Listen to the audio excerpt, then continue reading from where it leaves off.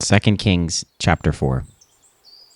Now there cried a certain woman of the wives of the sons of the prophets unto Elisha, saying, Thy servant my husband is dead, and thou knowest that thy servant did fear the Lord. And the creditor is come to take unto him my 2 sons to be bondmen. And Elisha said unto her, What shall I do for thee? Tell me, what hast thou in the house?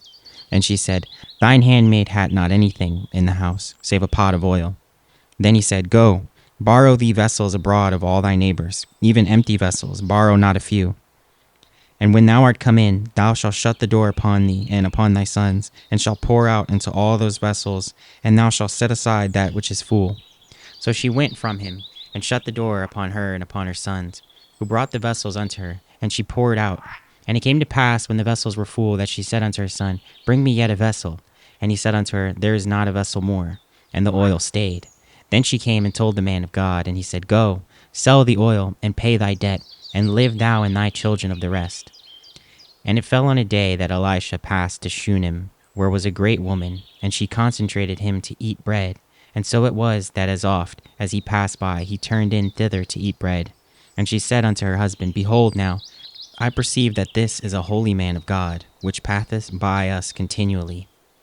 Let us make a little chamber, I pray thee, on the wall, and let us set for him there a bed, and a table, and a stool, and a candlestick. And it shall be, when he cometh to us, that he shall turn in thither. And it fell on a day that he came thither, and he turned into the chamber, and lay there. And she said to Gehazi, his servant, Call this Shunammite. And when he had called her, she stood before him. And he said unto him, Say now unto her, Behold, thou hast been careful for us with all this care. What is to be done for thee?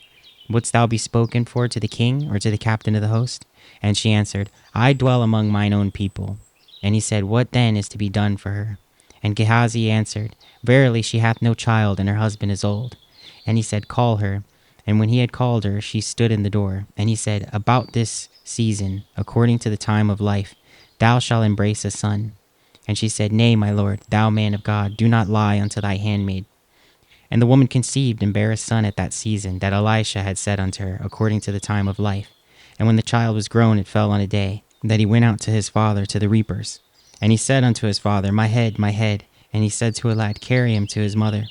And when he had taken him and brought him to his mother, he sat on her knees till noon, and then died. And she went up and laid him on the bed of the man of God, and shut the door upon him, and went out. And she called unto her husband, and said, Send me, I pray thee, one of the young men, and one of the asses, that I may run to the man of God, and come again. And he said, Wherefore wilt thou go to him today? It is neither new moon nor Sabbath. And she said, It shall be well. Then she saddled an ass, and she said to her servant, Drive, and go forward, slack not thy riding for me, except I bid thee. So she went and came unto the man of God to Mount Carmel. And it came to pass, when the man of God saw her afar off, that he said to Gehazi, his servant, Behold, yonder is that Shunammite. Run now, I pray thee, to meet her, and say unto her, Is it well with thee? Is it well with thy husband? Is it well with the child? And she answered, It is well. And when she came to the man of God to the hill, she caught him by the feet. But Gehazi came near to thrust her away. And the man of God said, Let her alone, for her soul is vexed within her, and the Lord hath hid it from me, and hath not told me. Then she said, Did I desire a son of my Lord? Did I not say, Do not deceive me? Then he said to Gehazi, Gird up thy loins, and take my staff in thine hand, and go thy way. If thou meet any man, salute him not. And if any salute thee, answer him not again, and lay my staff upon the face of the child. And the mother of the child said, As the Lord liveth, and as thy soul liveth, I will not leave thee. And he arose and followed her. And Gehazi passed on before them, and laid the staff upon the face of the child. But there was neither voice nor hearing. Wherefore he went again to meet him, and told him, saying, The child is not awaked. And when Elisha was come into the house, behold, the child was dead, and laid upon his bed. He went in therefore, and shut the door upon from twain, and prayed unto the Lord. And he went up, and lay upon the child, and put his mouth upon his mouth, and his eyes upon his eyes, and his hands upon his hands. And he stretched himself upon the child, and the flesh of the child waxed warm. Then he returned. He walked into the house to and fro, and went up and stretched himself upon him. And the child sneezed 7 times, and the child opened his eyes. And he called Gehazi, and said, Call this Shunammite. So he called her. And when she was come in unto him, he said, Take up thy son.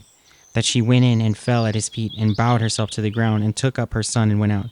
And Elisha came again to Gilgal, and there was a dearth in the land, and the sons of the prophets were sitting before him. And he said unto his servant, Set on the great pot, and seethed pottage for the sons of the prophets.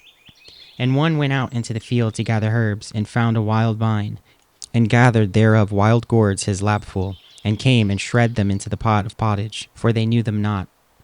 So they poured out for the men to eat. And it came to pass, as they were eating of the pottage, that they cried out and said, O thou man of God, there is death in the pot. And they could not eat thereof. But he said, Then bring meal. And he cast it into the pot. And he said, Pour out for the people, that they may eat. And there was no harm in the pot. And there came a man from Baal-shalisha, and brought the man of God bread of the first fruits, 20 loaves of barley, and full ears of corn in the husk thereof.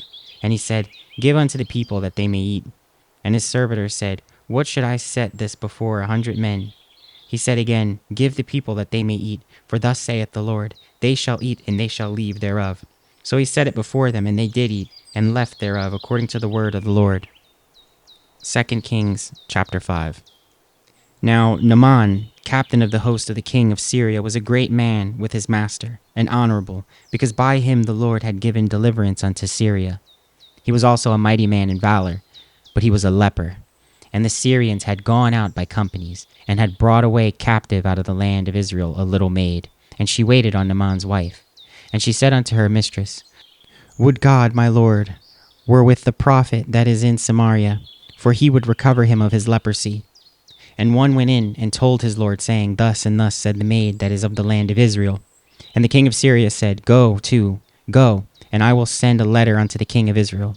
And he departed and took with him 10 talents of silver, and 6,000 pieces of gold, and 10 changes of raiment. And he brought the letter to the king of Israel, saying, Now when this letter is come unto thee, behold, I have therewith sent Naaman my servant to thee, that thou mayest recover him of his leprosy. And it came to pass, when the king of Israel had read the letter, that he rent his clothes, and said, Am I God to kill and to make alive, that this man doth send unto me to recover a man of his leprosy? Wherefore consider, I pray you, and see how he seeketh a quarrel against me. And it was so, when Elisha the man of God had heard that the king of Israel had rent his clothes, that he sent to the king, saying, Wherefore hast thou rent thy clothes? Let him come now to me, and he shall know that there is a prophet in Israel. So Naaman came with his horses and with his chariot, and stood at the door of the house of Elisha. And Elisha sent a messenger unto him, saying, Go, and wash in Jordan 7 times, and thy flesh shall come again to thee, and thou shalt be clean. But Naaman was wroth, and went away, and said, Behold, I thought, he will surely come out to me, and stand, and call on the name of the Lord his God, and strike his hand over the place, and recover the leper. Are not Abana and Pharpar, rivers of Damascus, better than all the waters of Israel? May I not wash in them and be clean? So he turned and went away in rage. And his servants came near, and spake unto him, and said, My father, if the prophet had bid thee do some great thing, wouldst thou not have done it? How much rather then would he saith to thee, Wash and be clean? Then went he down, and dipped himself 7 times in Jordan, according to the saying of the man of God. And his flesh came again like unto the flesh of a little child, and he was clean. And he returned to the man of God, he and all his company, and came, and stood before him, and he said, Behold, now I know that there is no God in all the earth but in Israel. Now therefore I pray thee, take a blessing of thy servant. But he said, As the Lord liveth, before whom I stand, I will receive none.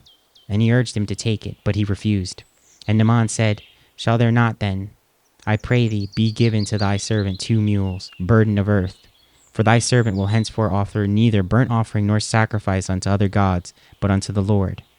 In this thing the Lord pardon thy servant, that when my master goeth into the house of Rimmon to worship there, and he leaneth on my hand, and I bow myself in the house of Rimmon, when I bow down myself in the house of Rimmon, the Lord pardon thy servant in this thing. And he said unto him, Go in peace. So he departed from him a little way. But Gazi, the servant of Elisha the man of God, said, Behold, my master hath spared Naaman the Syrian, in not receiving at his hands that which he brought. But as the Lord liveth, I will run after him, and take somewhat of him. So Gehazi followed after Naaman, and when Naaman saw him running after him, he lighted down from the chariot to meet him, and said, Is all well?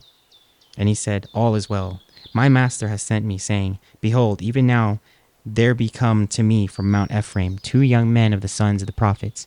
Give them, I pray thee, a talent of silver, and 2 changes of garments.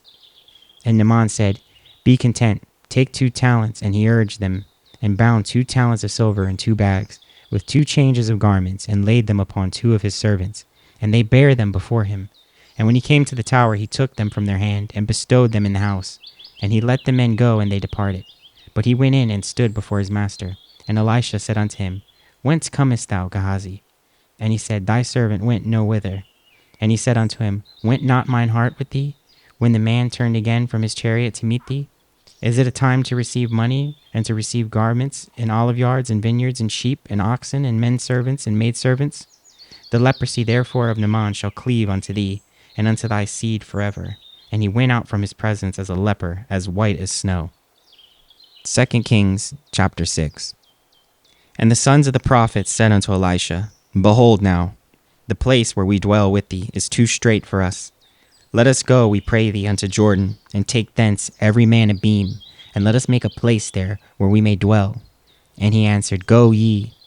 And one said, Be content, I pray thee, and go with thy servants. And he answered, I will go. So he went with them. And when they came to Jordan, they cut down wood. But as one was felling a beam, the axe head fell into the water. And he cried and said, Alas, master, for it was borrowed. And the man of God said, Where fell it? And he shewed him the place. And he cut down a stick and cast it in thither, and the iron did swim. Therefore said he, Take it up to thee. And he put out his hand and took it. Then the king of Syria warred against Israel, and took counsel with his servants, saying, In such and such a place shall be my camp. And the man of God sent unto the king of Israel, saying, Beware that thou pass not such a place, for thither the Syrians are come down. And the king of Israel sent to the place which the man of God told him, and warned him of, and saved himself there, not once nor twice. Therefore the heart of the king of Syria was sore troubled for this thing. And he called his servants, and said unto them, Will ye not shew me which of us is for the king of Israel? And one of his servants said, None, my lord, O king. But Elisha, the prophet that is in Israel, telleth the king of Israel the words that thou speakest in thy bedchamber. And he said, Go and spy where he is, that I may send and fetch him. And it was told him, saying, Behold, he is in Dothan.